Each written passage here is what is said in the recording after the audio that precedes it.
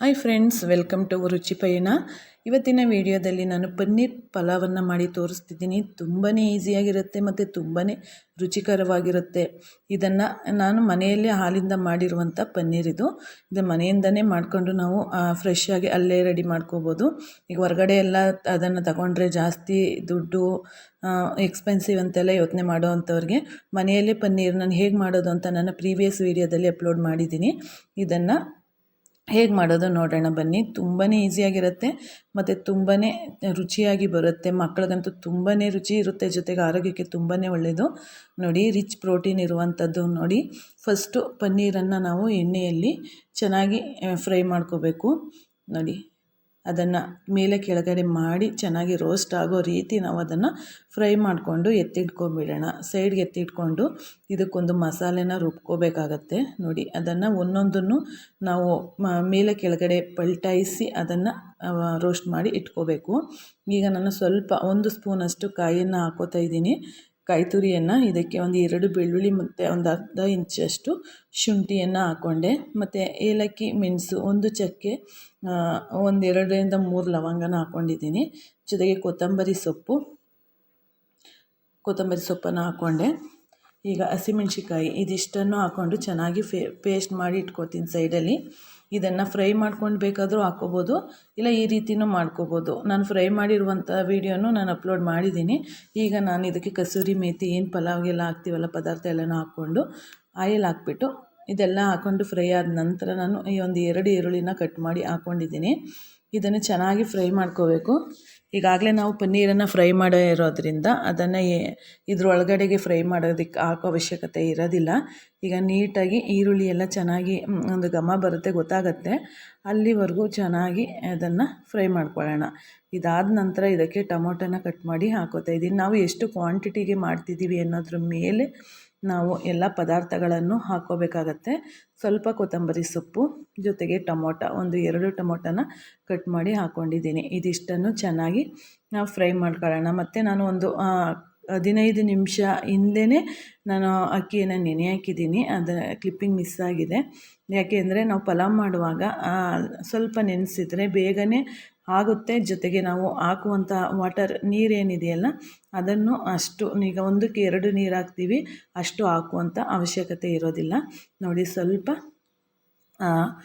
ಅರಿಶಿನದ ಪುಡಿ ಮತ್ತು ಗರಂ ಮಸಾಲೆ ಎಲ್ಲ ಮಿಕ್ಸ್ ಆಗಿರುವಂಥ ಒಂದು ಸಾಂಬಾರು ಪೌಡರನ್ನು ಹಾಕ್ತಿದ್ದೀನಿ ನಾನು.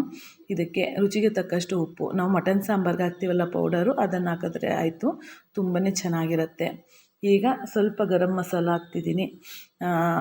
ಜೊತೆಗೆ ಏನು ಹೇಳ್ತೀವಿ ಪಲಾವ್ ಮಸಾಲನೂ ಹಾಕ್ಕೊಂಡೆ. ಇದಿಷ್ಟನ್ನು ಆದ ನಂತರ ನಾವು ರುಬ್ಬಿರುವಂಥ ಮಸಾಲೆ ಏನಿದೆಯಲ್ಲ ಅದನ್ನು ಚೆನ್ನಾಗಿ ಫ್ರೈ ಮಾಡ್ಕೋಬೇಕು. ಯಾಕೆ ಅಂತಂದರೆ ಅದು ಫ್ರೈ ಆಗಿರಲ್ಲ, ನಾವು ಫ್ರೈ ಮಾಡಿ ರುಬ್ಬಿಲ್ಲ, ಆಗಿಲ್ಲ. ಆದ್ದರಿಂದ ನಾವು ಇದನ್ನು ಚೆನ್ನಾಗಿ ಫ್ರೈ ಮಾಡ್ಕೋಬೇಕು. ನೀರು ಹಾಕ್ದಂತೆ ಚೆನ್ನಾಗಿ ಅದನ್ನು ಹುರ್ಕೊಳ್ಳೋಣ. ಚೆನ್ನಾಗಿ ಒಂದು ಕುದಿ ಬರಬೇಕು. ಕುದಿ ಬರೋವರೆಗೂ ಅದನ್ನು ಚೆನ್ನಾಗಿ ಫ್ರೈ ಮಾಡಿಕೊಂಡು ನಂತರ ನಾವು ಅದಕ್ಕೆ ನೀರನ್ನು ಸೇರಿಸ್ಕೋಬೇಕಾಗತ್ತೆ. ನೋಡಿ, ಕುದೀತಿದೆ, ನೋಡ್ತಾ ಇರ್ಬೋದು. ಸುತ್ತ ನಾವು ಹಾಕಿರುವಂಥ ಆಯಿಲೆಲ್ಲ ಬಿಟ್ಕೊಳ್ಳುತ್ತೆ. ನಾನು ಜಾಸ್ತಿ ಅಷ್ಟೊಂದು ಆಯಿಲ್ ಯೂಸ್ ಮಾಡಲ್ಲ. ನೀವು ನಿಮಗೆ ಎಷ್ಟು ಕ್ವಾಂಟಿಟಿ ಬೇಕೋ ಅಷ್ಟನ್ನು ಯೂಸ್ ಮಾಡ್ಕೋಬೋದು. ಈಗ ನೋಡಿ, ಇದೆ ಚೆನ್ನಾಗಿ ಮಿಕ್ಸ್ ಮಾಡಿಬಿಟ್ಟು ಈಗಾಗಲೇ ರುಚಿ ಎಲ್ಲ ಹಾಕಿದ್ದೀವಿ. ಆದ್ರೂ ನಾವು ಇನ್ನೊಂದು ಸ್ವಲ್ಪ ನೋಡ್ಕೋಬೇಕು. ಈ ಹಂತದಲ್ಲಿ ಕುದೀತಿದೆ ನೋಡಿ, ನೋಡ್ಕೋಬೇಕು. ಇಲ್ಲಿ ಸರಿಯಾಗಿದೆ, ಅದಕ್ಕೆ ನಾನು ಯಾವ ಉಪ್ಪನ್ನು ಸೇರಿಸ್ತಾ ಇಲ್ಲ. ನೀವು ಒಂದು ಸತಿ ನೋಡಬೇಕಾಗತ್ತೆ. ಈಗ ನೆನೆ ಹಾಕಿರೋಂಥ ಅಕ್ಕಿಯಲ್ಲಿ ನೀರೆಲ್ಲ ತೆಗೆದುಬಿಟ್ಟು ನಾನು ಈಗ ಅಕ್ಕಿಯನ್ನು ಮಸಾಲೆ ಒಳಗಡೆ ಸೇರಿಸ್ಕೊತಿದ್ದೀನಿ.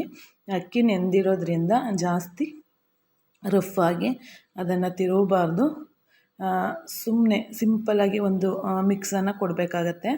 ಈಗ ಅದನ್ನು ಮುಚ್ಚಿಟ್ಟು ನೋಡಿ, ಈಗ ಒಂದು ಪನ್ನೀರನ್ನು ನಾವೇನು ಸೈಡಲ್ಲಿ ಎತ್ತಿಟ್ಕೊಂಡಿದ್ವಲ್ಲ ಆ ಪನ್ನೀರನ್ನು ಹಾಕ್ಬಿಟ್ಟು ನಿಧಾನವಾಗಿ ಮಿಕ್ಸ್ ಮಾಡ್ಕೋಬೇಕು. ಮಾಡ್ಕೊಂಡಿದ್ದಾದ ನಂತರ ಕುದಿ ಬರುತ್ತೆ ನೋಡಿ, ಒಂದು ಸುತ್ತ ಚೆನ್ನಾಗಿ ಒಂದು ಕುದಿ ಬರೋವರೆಗೂ ಕುದಿಸ್ಕೊಂಡು ಆನಂತರ ಸಿಮ್ಮಲ್ಲಿ ಇಟ್ಟು ಅದನ್ನು ಮುಚ್ಚಿಡಬೇಕಾಗತ್ತೆ. ನೋಡಿ, ಈಗ 1 ಸ್ಪೂನ್ ಆಯಿಲನ್ನು ಹಾಕ್ತಿದ್ದೀನಿ. ಏನಕ್ಕೆ ಅಂತಂದರೆ ನೋಡಿ, ಮಿಸ್ ಆಗಿತ್ತು, ಆಯಿಲ್ ಹಾಕ್ತಿದ್ದೀನಿ. ನಾವು ಮಾಡುವಾಗ ಸ್ವಲ್ಪ ಆಯಿಲ್ ಹಾಕಿ ಮೇಲೆ 1 ಸ್ಪೂನನ್ನು ಆಯಿಲ್ ಹಾಕಿದ್ರೆ ನಾವು ಹೆಚ್ಚು ಎಣ್ಣೆ ಹಾಕಿರುವಷ್ಟು ಅದು ಏನು ನಾವು ತಿನ್ನುವಾಗೆಲ್ಲ ಆಯಿಲಿಯಾಗಿ ತುಂಬಾ ಚೆನ್ನಾಗಿರುತ್ತೆ. ಈ ರೀತಿ ಒಮ್ಮೆ ಈ ಟಿಪ್ಸ್ ಅಂತಲೇ ಅನ್ಕೋಬೋದು. ನಾವು ಮೊದಲೇ ಜಾಸ್ತಿ ಎಣ್ಣೆ ಬಿಡೋದಕ್ಕಿಂತ ನಾವು ಒಂದಷ್ಟು ಲಿಮಿಟೆಡಾಗಿ ಎಣ್ಣೆನ ಹಾಕ್ಕೊಂಡು ನಾವು ಈ ಕುದಿಯುವಂಥ ಅಕ್ಕಿ ಹಾಕಿದ ನಂತರ ಒಂದು 2 ಸ್ಪೂನಷ್ಟು ಎಣ್ಣೆನ ಹಾಕ್ಕೊಂಡ್ರೆ ತುಂಬಾ ಟೇಸ್ಟಿಯಾಗಿರುತ್ತೆ. ನಾನು ಹೇಳ್ದಂಗೆ ಒಂದು ಕುದಿ ಆದ ನಂತರ ನಾನು ಸಿಮ್ಮಲ್ಲಿ ಇಟ್ಬಿಟ್ಟಿದ್ದೆ. ಈಗ ನೋಡ್ಬೋದು ಪನ್ನೀರ್ ಪಲಾವು ರೆಡಿಯಾಗಿದೆ ತಿನ್ನೋದಕ್ಕೆ. ತುಂಬಾ ಟೇಸ್ಟಿಯಾಗಿತ್ತು. ನೀವು ಒಂದು ಸತಿ ಈ ರೀತಿ ಟ್ರೈ ಮಾಡಿ, ತುಂಬಾ ಚೆನ್ನಾಗಿರುತ್ತೆ. ನೋಡಿದ್ರಲ್ಲ, ಪನ್ನೀರಲ್ಲಿ ಈಗ ಪನ್ನೀರ್ ಪಲಾವ್ ಈಗ ಮಕ್ಕಳು ಖಾರ ತಿನ್ನಲ್ಲ ಅನ್ನುವಂಥವ್ರಿಗೆ ಇದೊಂದು ಈ ಪನ್ನೀರನ್ನು ಹಾಕಿ ನಾವು ಪಲಾವನ್ನು ಕೊಡೋದ್ರಿಂದ ಅವರು ನೋಡೋದಕ್ಕೂ ಒಂದು ಕಲರ್ಫುಲ್ಲಾಗಿ ಇರುತ್ತೆ. ಜೊತೆಗೆ ಟೇಸ್ಟ್ ವೈಸ್ ಅಂತೂ ತುಂಬಾ ಚೆನ್ನಾಗಿರುತ್ತೆ ಮತ್ತು ಆರೋಗ್ಯಕ್ಕೂ ತುಂಬಾ ಒಳ್ಳೆಯದಿದು. ಆದ್ದರಿಂದ ಆದಷ್ಟು ಈ ರೀತಿ ಟ್ರೈ ಮಾಡಿಕೊಡಿ. ಮಕ್ಕಳಿಗೆ ಟಿಫನ್ ಬಾಕ್ಸ್ಗೆ ಆಗ್ಬೋದು ಮತ್ತು ಕೆಲಸಕ್ಕೆ ಹೋಗೋರ್ಗಾಗ್ಬೋದು, ಯಾರಾದ್ರೂ ಇಷ್ಟಪಟ್ಟು ತಿನ್ನುವಂಥ ಬ್ರೇಕ್ಫಾಸ್ಟ್ ಅಂತ. ಹಾಗಾಗಿ ಪ್ರತಿದಿನ ಏನು ತಿಂಡಿ ಮಾಡಬೇಕು ಅಂತ ಯೋಚನೆ ಮಾಡುವಾಗ ಇದು ಒಂದನ್ನು ಒಂದು ದಿನಕ್ಕೆ ಆ್ಯಡ್ ಮಾಡ್ಬೋದು. ವಾರಕ್ಕೆ ನಮ್ಮ ಹತ್ರ ಪನ್ನೀರ್ ಇದೆ ಅಂದರೆ ಒಂದು 2ರಿಂದ 3 ಸತಿ ಮಾಡಿಕೊಟ್ರು ಆರೋಗ್ಯಕ್ಕೆ ತುಂಬಾ ಒಳ್ಳೆಯದಿದು. ಮತ್ತು ಟೇಸ್ಟ್ ವೈಸ್ ಅಂತೂ ಅಲ್ಟಿಮೇಟ್ ಆಗಿರುತ್ತೆ. ನೀವು ಒಂದು ಸತಿ ಈ ರೀತಿ ಟ್ರೈ ಮಾಡಿ ನೋಡಿ. ಮನೆಯಲ್ಲೇ ಮಾಡಿರುವಂಥ ಪನ್ನೀರನ್ನು ಯೂಸ್ ಮಾಡಿಕೊಂಡು ನಾನು ಪಲಾವನ್ನು ಮಾಡಿರುವಂಥದ್ದು. ಧನ್ಯವಾದಗಳು friends. Thank you for watching.